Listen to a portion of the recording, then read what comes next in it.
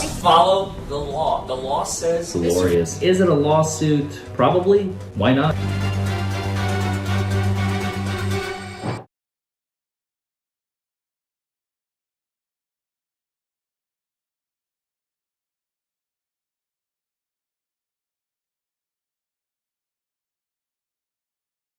Have you or someone you love been injured as a result of someone else's negligence? Or worse, lost a loved one because of it? I am attorney Larry Forman, and myself and my team of trial lawyers are ready to help you to get the absolute maximum compensation permissible under the law. We know the system. We understand how to win. Anywhere in the United States, 24 hours a day. 1-844-774-HURT. Call us. We can help. Your Honor, at this juncture, the defense would like to renew its motion for a directed verdict based on the newly admitted information that came into evidence from both Mr. Akhmedov and Dr. Valentine.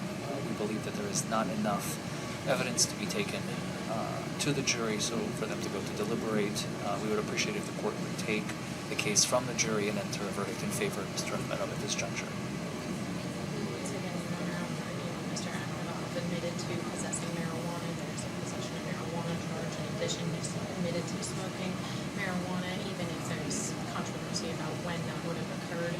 The statute states a combination of any substance. It does not need to be a very high amount or a very intoxicating amount just for him to be under the influence of it. We have statements that he was under the influence of it and he admitted to smoking it.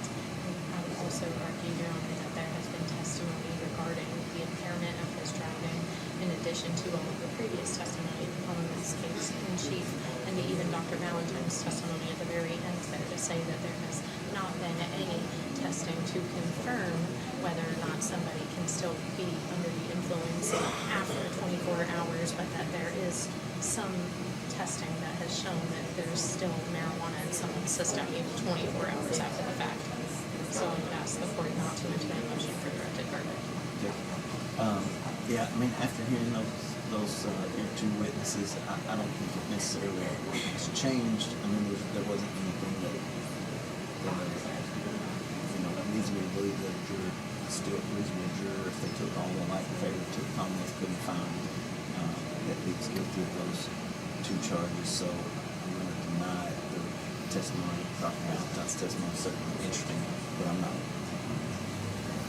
That would be up to the jury how they decide it, but I will deny that. And then I have these instructions I took out, I guess. So it's going to go from 1 to 2 to 4. There's not going to be a 3 because, I could change. I'll probably just write it out here and make that 3 and make that 4. Just write it in. So Sounds great.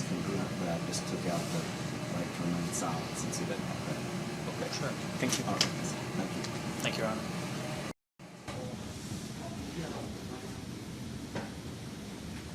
All right, ladies and gentlemen, so you have heard all the evidence.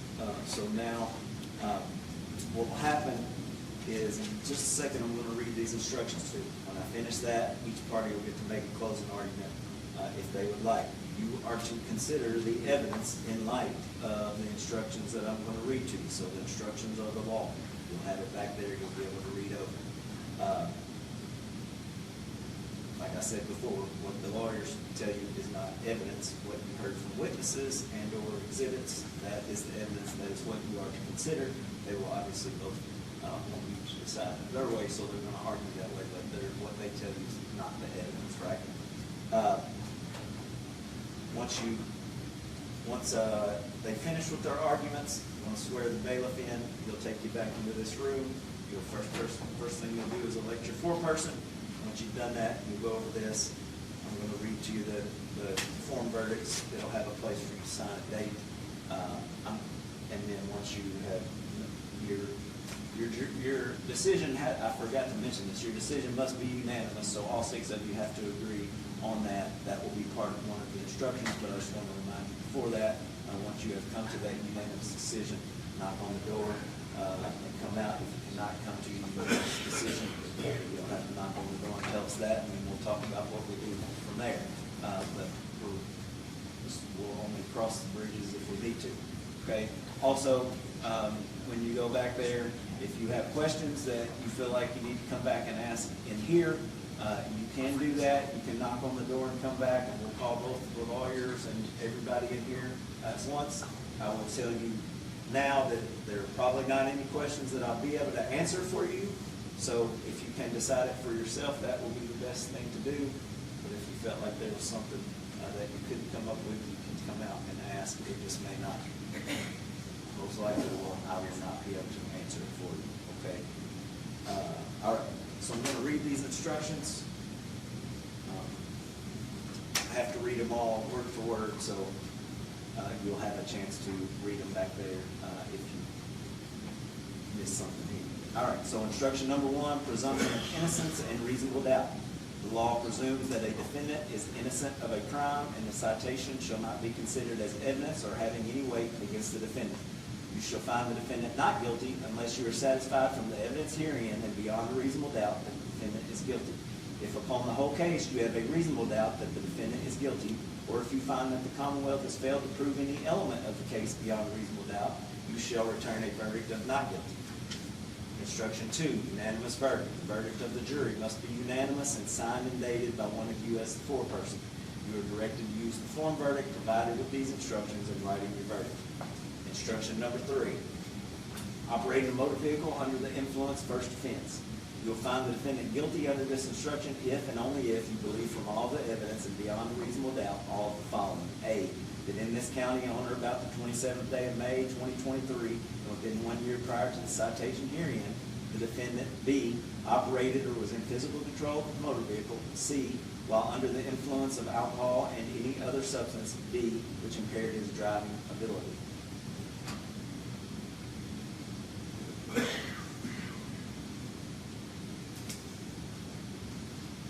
If you find the defendant guilty of operating a motor vehicle under the influence, you should fix the defendant's punishment as follows. A, a fine of not less than $200 and not more than $500, or B, confinement in the county jail for no less than 48 hours and no more than 30 days, or C, both a fine and confinement in your discretion. And then the next page is a form verdict, and it has 2 different sections. The first section says, we, the jury, find the defendant not guilty under instruction number 4, and there's a place to sign and date it as a foreperson. If that's your verdict, you do that, and you go to the next one. The next section says, we, the jury, find the defendant guilty under instruction number 4. There's a place to sign and date it there.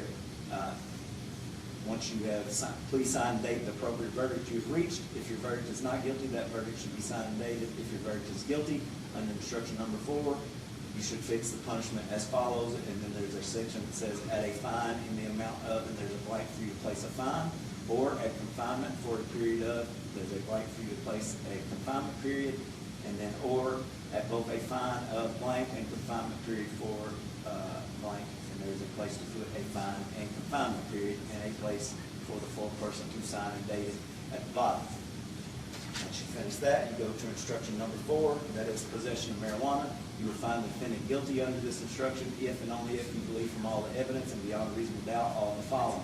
E, that in this county on or about the 27th day of May 2023, within 1 year prior to the citation herein, the defendant knowingly and unlawfully possessed marijuana. If you find the defendant guilty of possession of marijuana, you shall fix the defendant's punishment as follows. At a fine of not more than $500, or confinement in the county jail for no more than 45 days, or both a fine and confinement in your discretion. And the final page is the form verdict for that. It is essentially the same as the first one. It says, we, the jury, find the defendant not guilty under instruction number 5, place to date and sign. We, the jury, find the defendant guilty under instruction number 5, place to sign or date it. Please sign and date the appropriate verdict you've reached. If your verdict is not guilty, sign and date it. If your verdict is guilty under instruction number 5, you move down to the penalty part, and there is a place where you would set a fine at the amount of, and there's a blank, or confinement for a period of, there's a blank, or at both a fine and confinement period, and there are blanks for the fine and confinement period, and a place for you to sign and date that final form verdict. Okay? All right. Mr. Hitch, would you like to make a closing argument? Yes, John. Madam Clerk. We have the TV hooked up to our computer. Mr. Spielman, Ms. Shirley, Ms. Buckwalter, Mr. Hoffman, Ms. Stewart, and Mr. Hatcher. Thank you for being here today.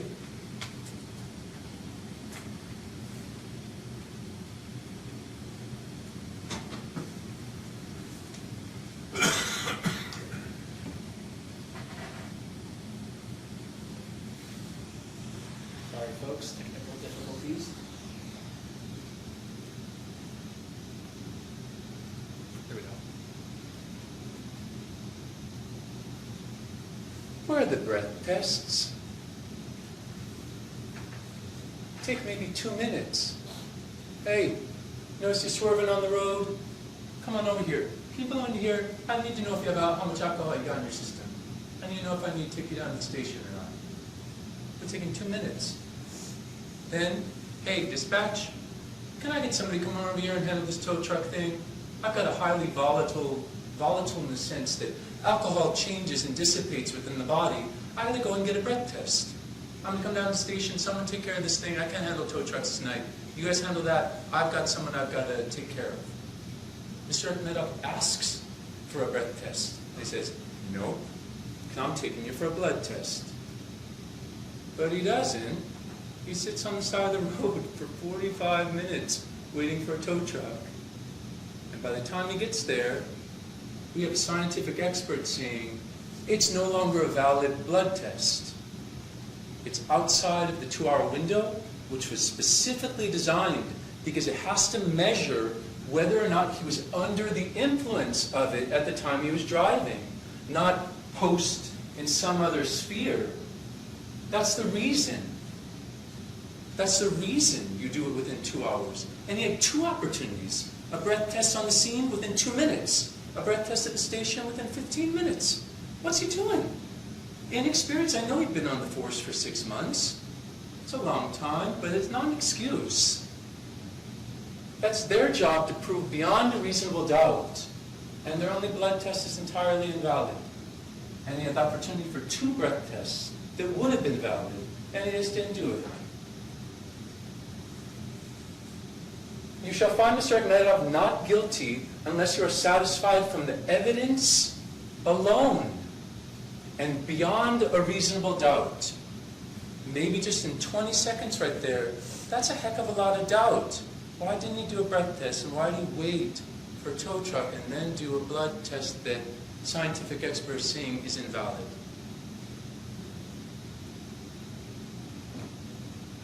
If you have reasonable doubt as to his guilt, you shall find him not guilty. Remember our standard at the beginning. It's not like, well, I think we got this, I think that, and so I'm going to kind of combine it. No, you're approaching it from the frame of, I have reasonable doubt, not guilty. That's the frame of the jury. That's the burden for the jury. It's not for you guys to kind of think what you maybe think could have been. It's, do you have doubt? Yeah, I've got doubt here. Do you have doubt? I've got doubt here. And everyone else in the jury's got to convince that person they've got proof beyond this doubt.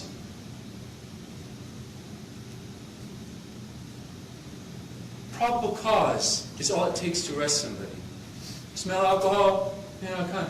You were going in and out of the center lane? That's enough for me. I think you may be under the influence of alcohol. We want that. We want cops like that, right? We want to feel that in a quick moment, they kind of only need to get so much in order to arrest somebody. That's the way our system works. It's a low standard to arrest, and we like that as Americans because it keeps everything safe. I don't know if I can prove it beyond a reasonable doubt, but I've got enough to arrest him, right? That's to arrest. But there are 2 standards. We didn't talk about them. There are even other standards in kind of civil cases and other things. But by the time you get to this court, you're at the highest law of the land. It's no longer, I've got enough things to kind of arrest you. I think you may, I smell marijuana, therefore I think you may be under, it may be in your blood at a certain level that it's all guessing at the arrest stage. But here, it's the proving stage. They need to show that he's under the influence with evidence. And it can't just be, I smelled it. It's the highest law in the land for us. On the street, it's a low standard. Here with the jury, it's the highest standard. So let's talk about the reasonable doubts in this case. What is under the influence? What is an officer trained to look for? First off, there was no accident. Sure, a driver feels that a semi-truck is merging into their lane and they're having to get out of the... Sure, that happens all the time on the road. It's a construction zone. There's no accident. Nobody is injured in any way. He's sober, he's defensive, the lane is blocked. Why would he follow behind him for 6 miles? If he's all over the road and he sits there for 6 minutes following somebody all over the road, it makes no sense. Sure, he's, quote, swerving in and out of the middle lane. How else is he supposed to avoid a construction zone? It's his training to merge into the center lane. And whether he does that too quickly, okay, he wasn't charged with reckless driving. Isn't that strange? Why isn't reckless driving on there? He was sober, defensive, and where's the video? I'd be proven beyond a reasonable doubt if I saw it, and I saw a quick swerve or something wild. I'd be like, oh, that's a drunk driver. But I don't know. I want to see a video. Cops should have dash cams in 2023. Are you kidding me? I want to see it. I want to make sure he's not avoiding a pylon, and that's why he merges into the center lane. He's never gotten a traffic infraction, ever. In 10 years of driving, he's never had a CDL traffic infraction. He admitted to speeding as an individual. He's a safe driver. There wasn't an accident. This isn't all the stories you hear about semis turned over on the side of the road. That's not what Mr. Akhmedov was on the road. He was a sober and safe driver. And the fact, sweetly, the witness, he's a sweet guy, but he was scared of his own driving. I mean, I have called the police saying, this guy's all over the road. I know what that feels like. I know that. But please, I have a little bit of doubt. And I feel that it's reasonable. Because when it is time, when there is a clearance of the cones, barricades, construction zone, he pulls over safely. He's up against the guardrail. He doesn't hit the guardrail. Do you notice that? He stopped perfectly. There's no pulling off the road, no kind of other problems. That's reasonable doubt. There are plenty of DUI cases where the person stops erratically and pulls over and crashes, bumps a curb to something. He stops and slows down his vehicle perfectly, like a sober driver. Steady exit from the vehicle. The truck is 4.5 feet off the ground. Somebody who's impaired would have balance issues. He doesn't get out of the car and have to lean against the car to balance himself. He doesn't stumble or fall when he exits the vehicle. He exits from a semi-truck, goes back into his truck, comes back out of his truck with no incidences. When we're talking about being under the influence, people are under the influence when they get out of the vehicle. That's not Mr. Akhmedov. He's sober getting out of the vehicle. No slurred speech. This is the #1 sign of being under the influence. He speaks in a sober, never has slurred speech. This is under the influence. You can smell like alcohol and not be under the influence. These are the indicators of being under the influence, and they're not present. What are the other indicators? No glassy eyes. This is the #2 most common reason. Mr. Akhmedov's eyes are sober.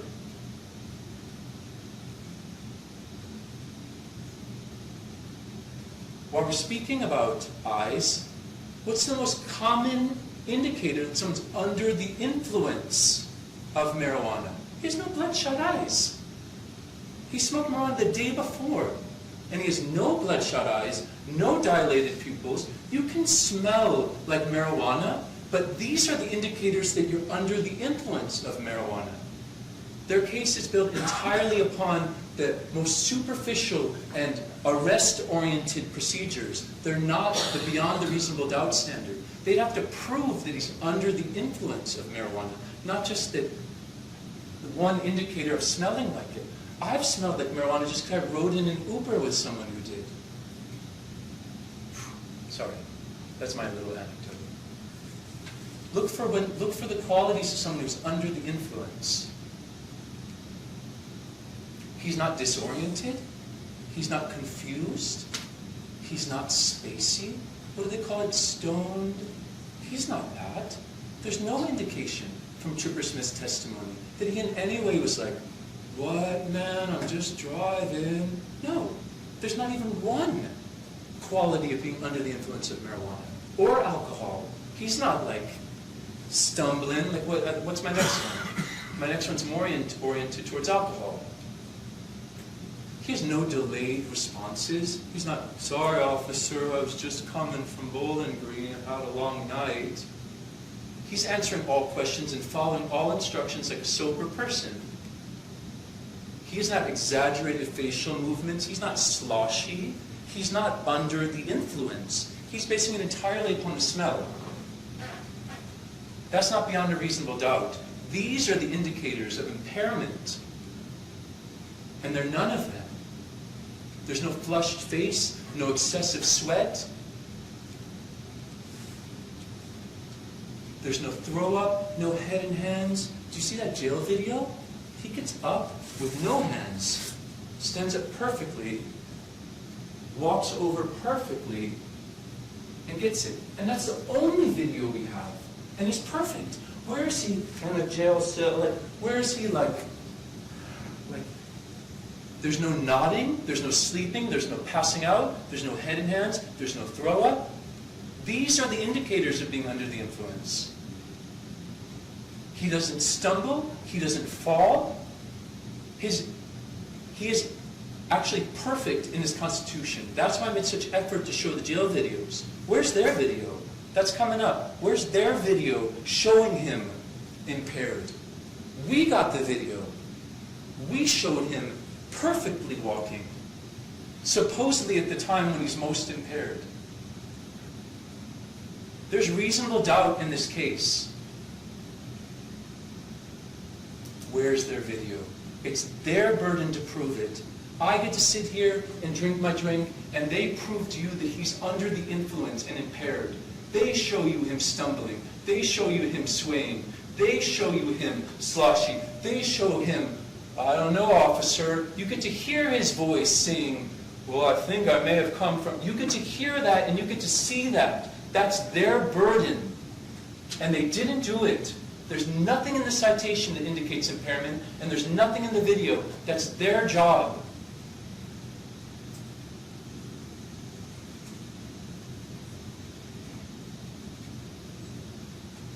And so here's our video. I know we've seen it before. We want to play it just one more time. He gets up and down from his seat perfectly. He's not like balancing with his hands. He's walking up and down the hallway perfectly. He never stumbles. He never nods. He's never erratic. He's never like... It'll just be 2 minutes, but this is the only video you're going to get. And it's coming from the side that is no burden to even find it. We have no burden. Watch him sit down.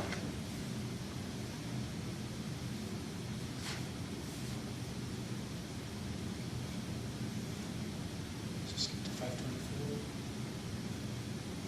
Watch him get up. Watch him lose his balance because he's alcohol in his system. Watch him kind of sway and stumble, right? Let's see him get up without even the use of his hands.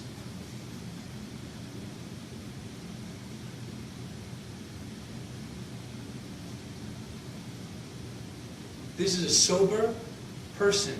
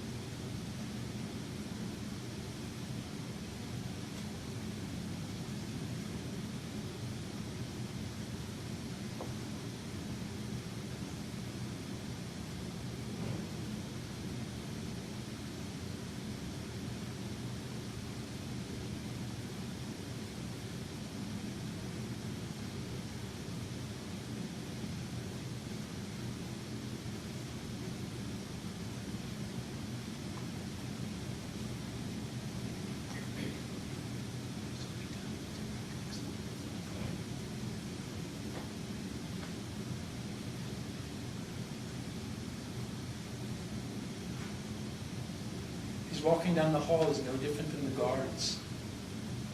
Isn't that funny for someone with such a high impairment?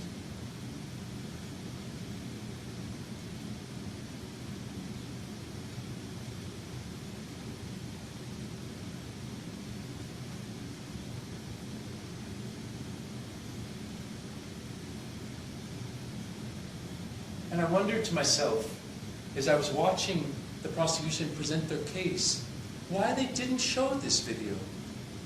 Why they didn't even bother to show you any videos.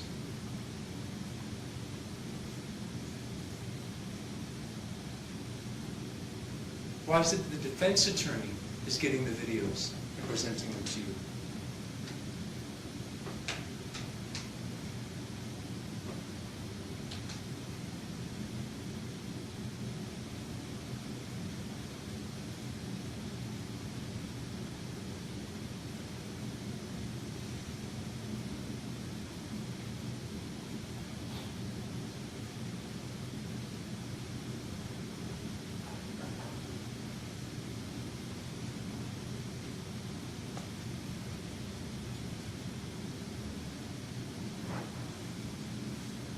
This is where he would lean up against the wall with his head like this, right? This is that moment where he kind of like stumbles over himself.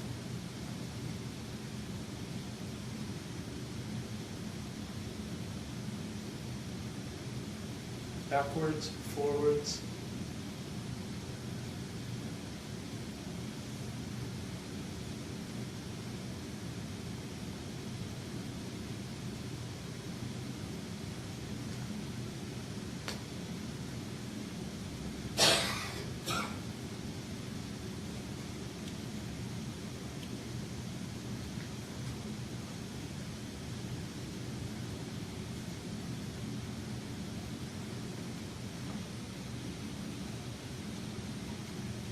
It's reasonable doubt. That's why we showed you the videos, because that's reasonable doubt. So what is under the influence? Mr. Ahmedov had one large beer with dinner. The only evidence is the smell. Since the blood test was invalidated, Mr. Ahmedov has none of the qualities or behaviors of someone who's under the influence. Sober, expert driving, sober, slow down, stop the vehicle, steady exit from the vehicle, no slurred speech, no glassy eyes, no bloodshot eyes, not disoriented, confused, or spacey, no delayed responses, no exaggerated facial movements, he's not sloshy, no flush face, excessive sweat, etc., no throw up, no head and hands, no passing out, no nodding, no sleeping, no stumble, no fall, no slip. Where's their video and here's our video? There's reasonable doubt. What tests does the officer administer to prove that he's under the influence? He doesn't perform the very breath test that would show he's under the influence. He just forgoes it. He just like, I'm going to do a blood test so I don't want to know how much alcohol is in your system? What's he thinking? This is the most standard DUI police procedure. It should have been given before he was arrested. It's reasonable doubt. The vertical gaze nystagmus test shows no clues. That is the test for not only alcohol but other drugs. No clues. It's reasonable doubt. He didn't perform the test that would show whether or not you're under the influence of marijuana. Modified Romberg test. He said he wasn't qualified. Okay? Your burden to prove beyond a reasonable doubt, and you're not qualified to do so, that's fine. That's not guilty. Get a qualified officer on the scene. Call in for backup. Get someone who is qualified to do the test and do it. Make that extra effort because you've got to go beyond a reasonable doubt. And I want to know the results of that test. The walk and turn and one-legged stand tests are unreliable. It's all testing a closed hip position which has other factors. It's not just whether you're under the influence. It's entirely based upon physical disabilities. It can't be the only administration of a test. There are other balance tests that the officer could have performed. It's reasonable doubt. Where's their video of the field sobriety tests? These tests are far from scientific. I want to see them.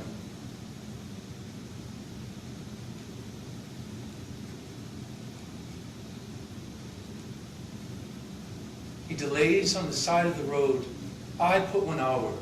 I guess he said 45 minutes. That inexperience is not an excuse, Trooper Smith. Why is he the only officer on the scene? Why is he waiting for a tow truck in a DUI investigation? What's going on? It provides, all they have is an invalid and unusable blood test, and they could have gotten a breath test right away. Why the delay? It's reasonable doubt in their case. The invalid blood test. The expert testimony says, Dr. Jimmy Valentine, that it's scientifically unreliable because it's outside of 2 hours. It violates Kentucky law. Reasonable doubt. The nurse palpitates the veins with dirty gloves. She touches a doorknob, touches the table, and then touches the spot that she's going to administer the test. Microorganisms can enter into the blood. There's a risk of fermentation. Dr. Valentine confirmed that. It's reasonable doubt.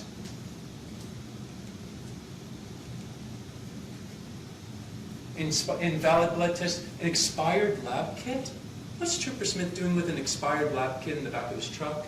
Do they not check the dates? I don't know, once a month at some kind of KSP, Kentucky State Police meeting? Hey, everybody got valid blood tests? We don't have any problems in court. We got proof this beyond a reasonable doubt, and we're going to be giving our officers expired blood kits? Dr. Valentine testified that the faulty seal allows for microorganisms to enter into the blood. This is why they have the expiration date of the kit. Why are we using expired product? That's all I'm wondering. We deserve better. 6 days unrefrigerated?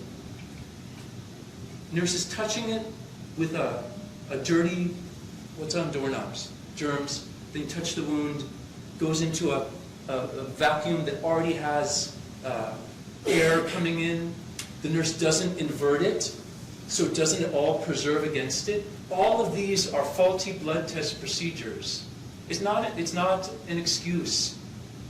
Why are we mailing it by first-class mail? Why aren't we FedExing it overnight? Is it $30 that we don't want to spend?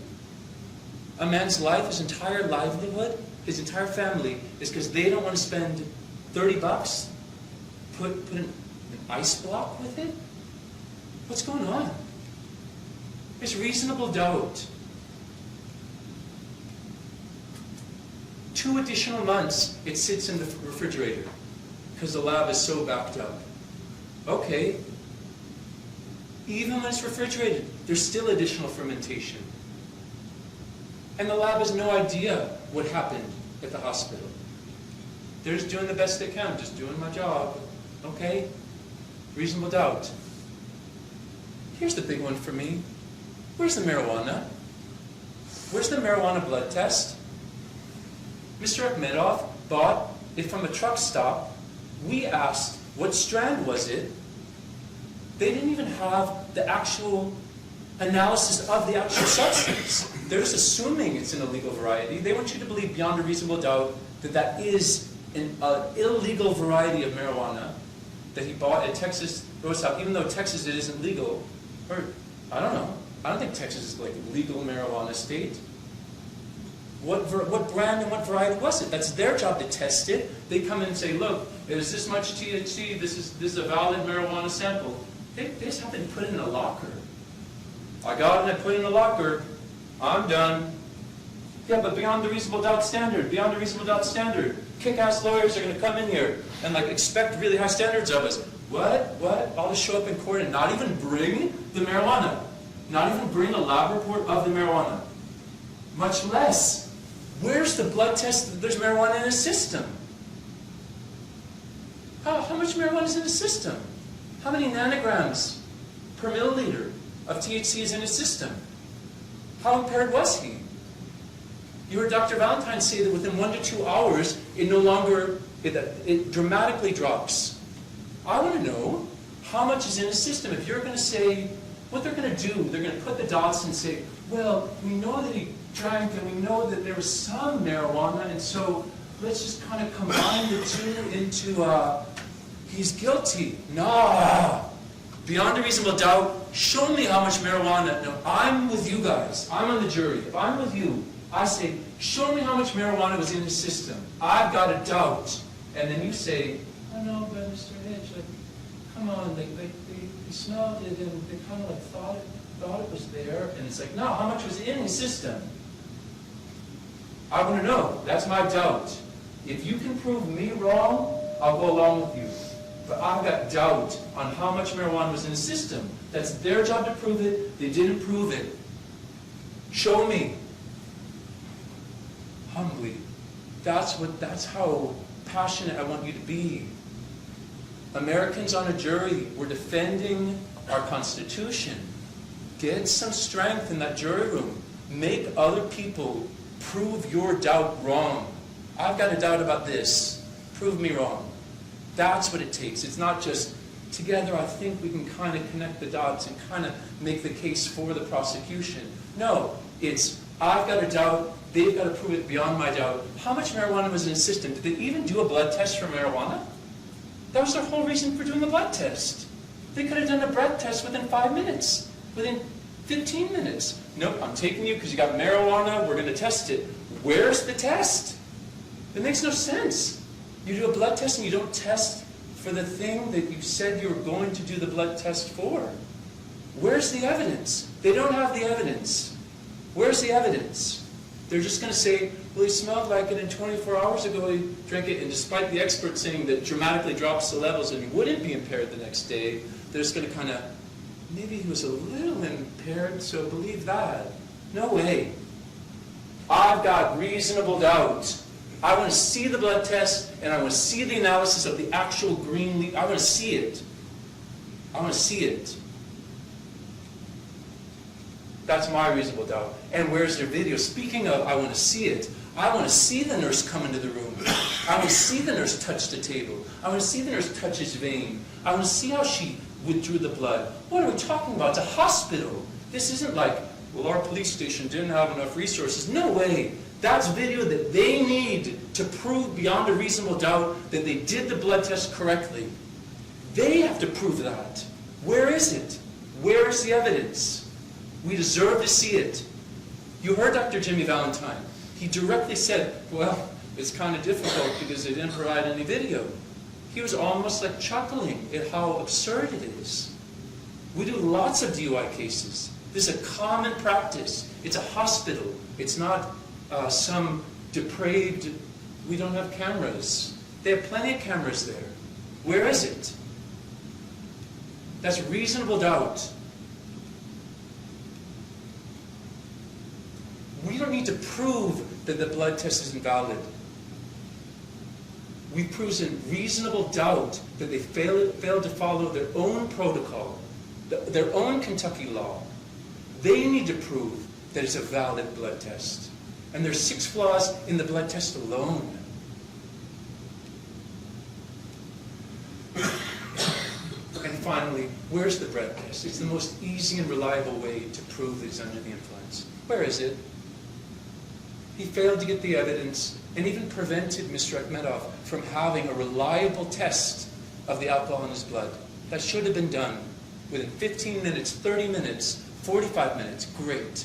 Any of those would have worked. 1 hour, 1:15, 1:30, any of that would have worked. But instead we wait for a tow truck. It's crazy. And it's not fair. And it's reasonable doubt. No PBT, I forgot. I'm going to fly through these because there's just too many to count. All the tests that weren't performed, all the videos that we didn't have, all of the sweetly rookie mistakes, 6 months on the job. I would hope that he's improved. I imagine that he's improved since then. Hopefully he's not still the only officer on the scene. That's crazy. Hopefully he's not still waiting for tow trucks. Hopefully he gets the evidence that he needs. Dirty gloves, expired lab kit, 6 days unrefrigerated, 2 additional months. I know they're backed up, but they've got to prove it beyond a reasonable doubt. Where's the marijuana in the blood test? These are all reasonable doubts. Where's the video? Where's the breath test? Mr. Akhmedov doesn't need to prove anything. They have to prove this with reliable evidence. If there is reasonable doubt, Mr. Akhmedov is not guilty.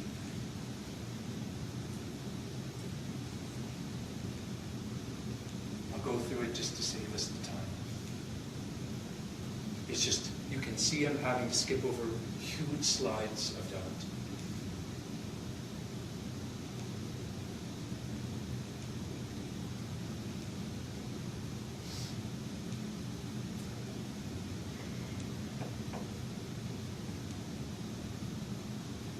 Just one is sufficient for a not guilty verdict. And we have 28 reasonable doubts in this case. So, Mr. Spielman, you may say, well, I would have really liked to see a video. I've got some doubt to what the officer's saying. Ms. Shirley, you may say, it's kind of weird they didn't test for marijuana when that was the reason they did the blood test. Ms. Buckwalter, you can say, well, I mean, he actually looked really good on the video at the jail. It's a little confusing for me. I usually think of drunk people as having some kind of balance issue. Mr. Hoffman, you may say, medical marijuana. I'm interested in what strand that was. How can we convict him of something if we don't even know actually what it was? At least you should have brought it to court. You should have made the extra effort. And Miss Stewart, you might say that. I just feel like the police didn't make the extra effort in this case. You could have easily taken him to the station. You each can have a different reason. It's not like you all have to agree on the same reasonable doubt. You just need to have reasonable doubt. And if you have reasonable doubt, stand up for yourself. Say, I'm an American. Police officers do their job and we respect them. We love them in our country. They do the best they can when they arrest someone, but it's a low standard when you arrest. And that's how our Constitution works. By the time they get to the court, it's different. Now I'm defending the Constitution, and I've got reasonable doubt. You prove me wrong. Because I'm an American, and I'm not taking this. I'm not just going to let somebody's life be ruined without them doing their job. And you know what happens from this? He's going to do his job next time. Next time he's on the side of the road, he's going to say, damn, I remember being in court. I remember that attorney. Back up, get out of here, get this tow truck. I'm going to get the evidence this time. And it's going to improve our system. Don't let shoddy work convict someone when you have the highest law in the land. Stand up for our Constitution. Mr. Akhmedov is not guilty. They have to prove beyond a reasonable doubt that he's guilty. He's as innocent as the day he walked in here, and he deserves protection in our country.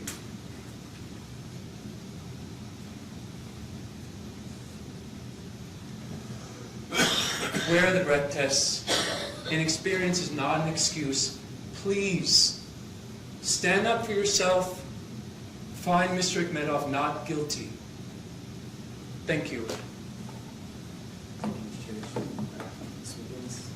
Yes, Judge, if we could just turn the TV off very quickly.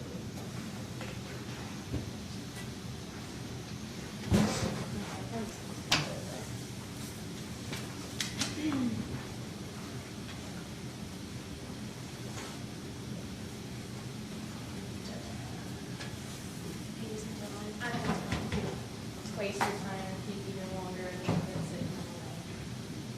Mr. Fish gave me the entire rundown of this case from their perspective, but I noticed that he left out several important details that I'd like to bring to your attention. But the first thing I want to mention to you is the law. Okay? It's not about how passionately Mr. Fish argues this case. It's about the law. If Mr. Akhmedov violated the law, and you believe he violated the law beyond a reasonable doubt, you must find him guilty. Now, Judge has already instructed you as far as the presumption of innocence, the burden of proof. That is my burden, and I'm not shying away from it one bit.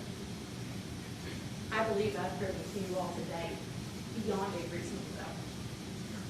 Mr. Hitch, very conveniently, in every one of his statements, just about said doubt. But notice on the screen there, it said reasonable doubt. You are reasonable people.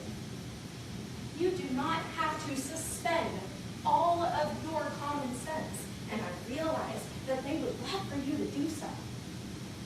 That you would love, they would love for you to just not be a human being and to not have any walk through life or any common sense about you. You didn't see it. How dare you not see it? It didn't happen if you didn't see it, right? That's what the defense would have you believe. But that's not the case. There has been evidence proven to you today to say that Mr. Akhmedov not only knowingly and unlawfully possessed marijuana, but also that he was under the influence of alcohol and marijuana, and it impaired his driving ability. We've proven that beyond a reasonable doubt. But let me tell you first the exact elements of the law that you will get a chance to read again in that room back there while you're deliberating. The first is that Mr. Akhmedov operated or was in physical control of a motor vehicle. I don't think there has been any argument that Mr. Akhmedov was the one driving that semi-truck, and that he was the one that had pulled over and was peeing out of the side of that truck over the guardrail. He was in control of that vehicle the entire time, while under the influence of alcohol and any other substance. Mr. Akhmedov admitted to drinking the beer. Mr. Akhmedov admitted to smoking marijuana. Of course they want you to debate whether or not it's a valid test. Of course they want you to say that that number that is almost twice the legal limit, that's not valid at all. Of course they do. They're doing their jobs. That doesn't mean that you have to agree with them. If you believe that he had alcohol in his system, that he had marijuana in his system, he was under the influence, the next step you need to do is believe whether or not his driving ability was impaired. Now, there has been ample testimony. You heard that 911 call. You saw Mr. Suggs up on the stand just this morning to tell you he watched him from exit 36 all the way up to when Trooper Smith took over. He was swerving in and out of lanes, even with construction, without construction. In and out of lanes, almost hit 3 vehicles, I believe he said. Almost collided with another semi-truck.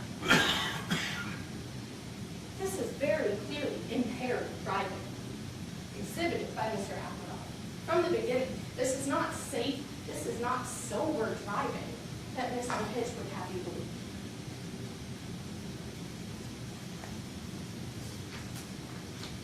That is for the offense of driving under the influence.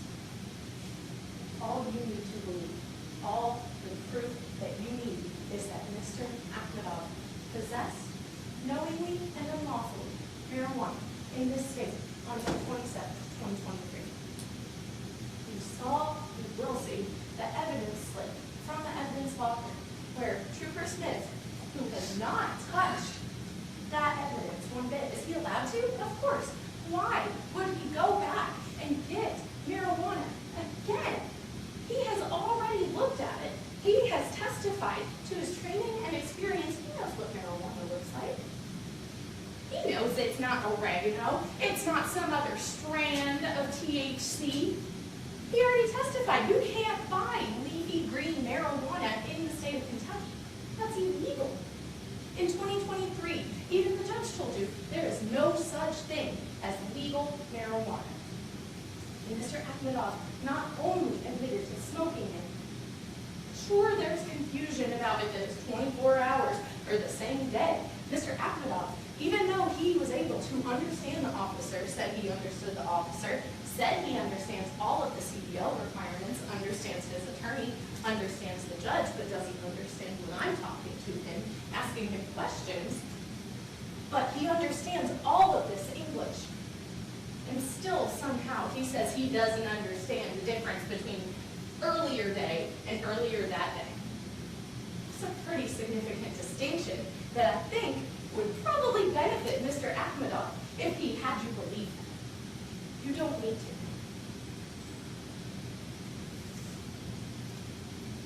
Now, some of the things that Mr. Hitch very conveniently left out of his closing argument, one being a reason for that.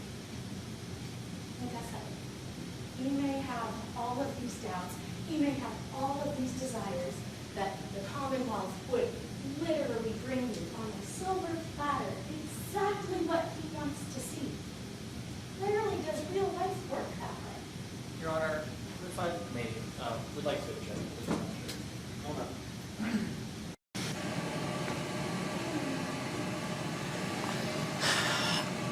I let it go on, but I think now counsel is starting to disparage opposing counsel, and I will not stand for that. It's a beyond a reasonable doubt standard. Maybe you can just remind the jury of that, then she can continue. I don't believe there's been any disparaging, Your Honor, and I don't believe that I've ever burden shifted beyond a reasonable doubt standard. Yeah, I haven't heard her say that. She's saying common sense standard. That's different than beyond a I reasonable never doubt. said common sense standard, Your Honor. I said they would have common sense. She did not say common sense. I mean, so there's one relay in that, so I'm going to keep you on this. And you can reject it if you'd like. But, I mean, at this point, I don't think she's sitting on the problem. Okay. Thank you. Thank you, Judge. The next thing you need to understand, Mr. Hitch left out of his closing argument, is the fact that Mr. Akhmedov admitted to these things. Of course, you don't have video. Do I wish you had more video? Yes. Do I wish that you had all of these things that Mr. Hitch is requesting? Yes. I wish I could bring to you all of this extra stuff. But the standard is beyond a reasonable doubt. It is not beyond no doubt. It is not beyond unreasonable doubt. Of course, I'm not going to explain any of that to you. But again, you're allowed to use common sense.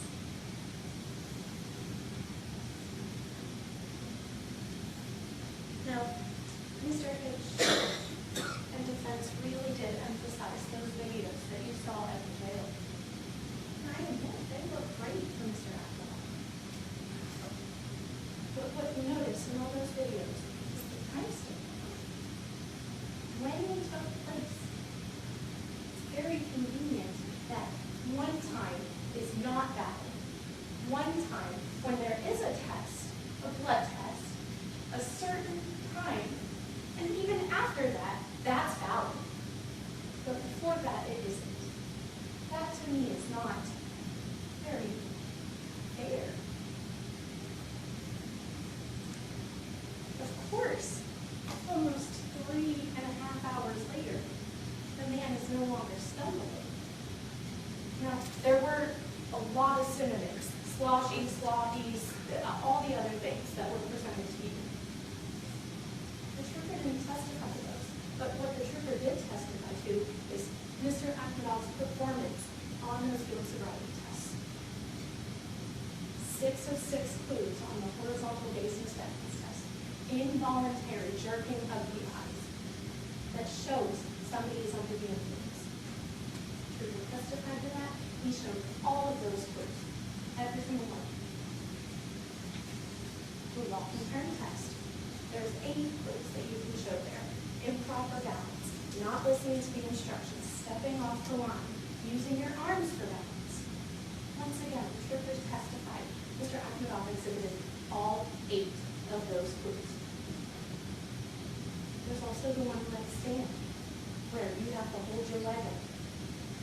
The trooper even testified out of the 4 clues, there were still 2 that were exhibited on that one as well. So 6 plus 8 plus 2 more. I'm not very good at math, I'll be honest with you, but I think that's quite a few clues of impairment that the testify what he saw. Now, the trooper even testified as well. He has no control over whether or not they have body cams. He has no control whether or not they have dash cams. I bet he wishes they had dash cams. I'm pretty sure he testified it would make it a lot easier if they did. That doesn't mean that there is not proof still. The trooper is sworn under penalty of perjury to tell the truth. He's telling you the truth when he witnessed those things.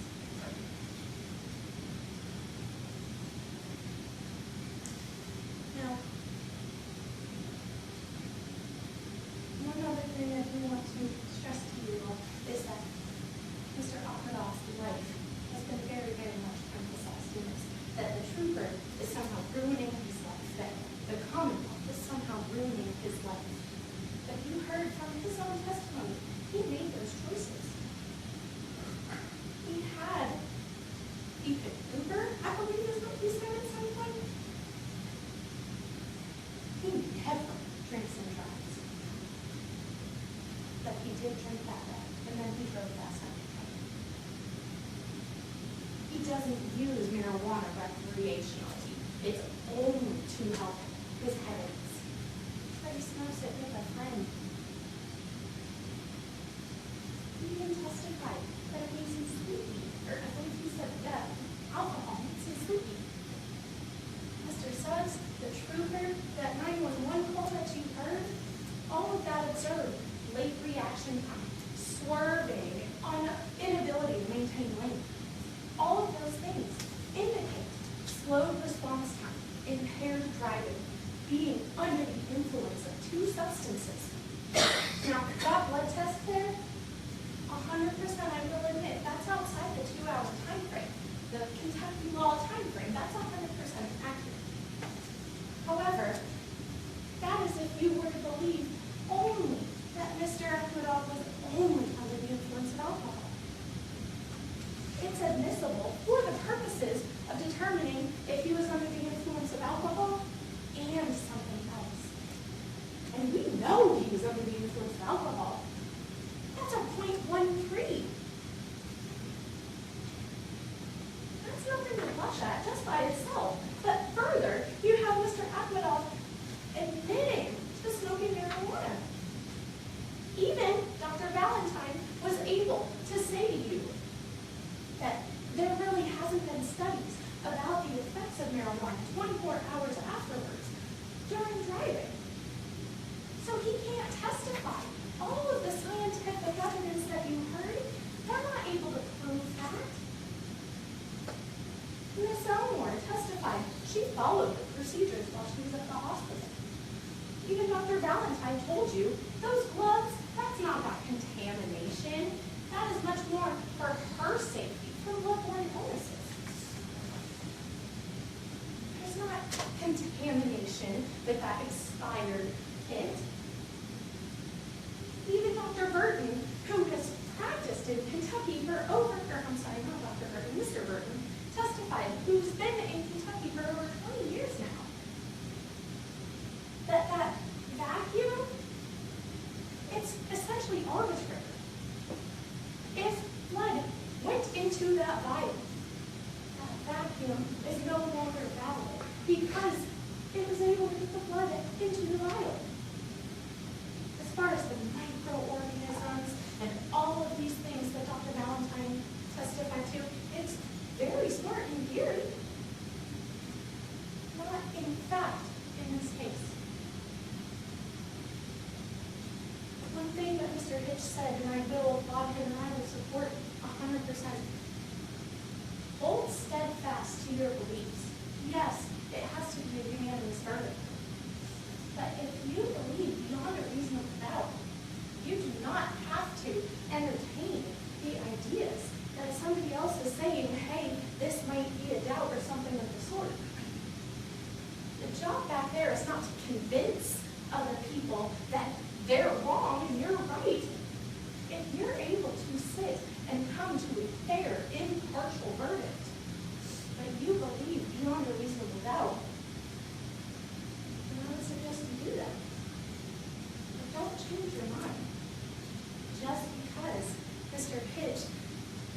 or that you have doubts, you're allowed to make those decisions yourself.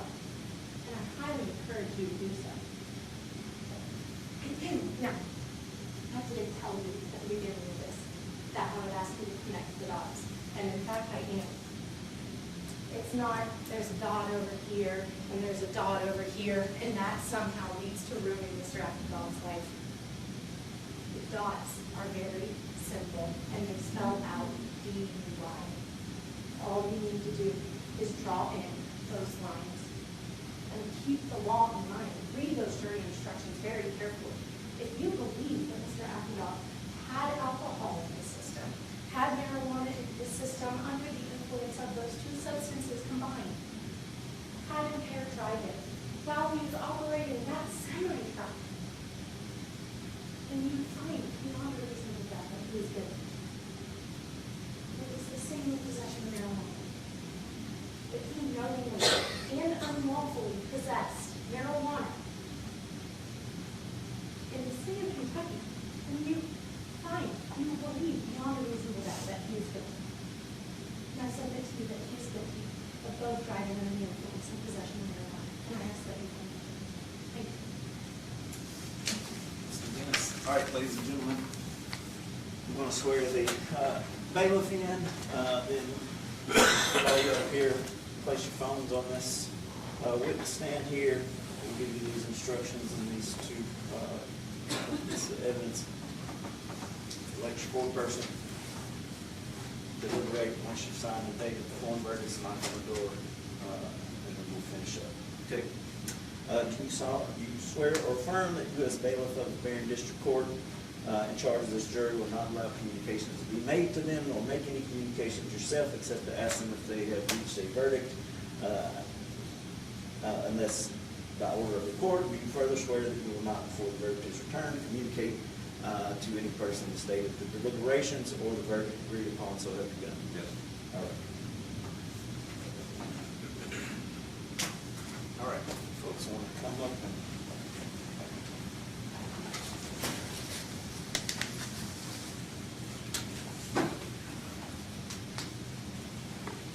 You can just lean right there or here anymore. You don't have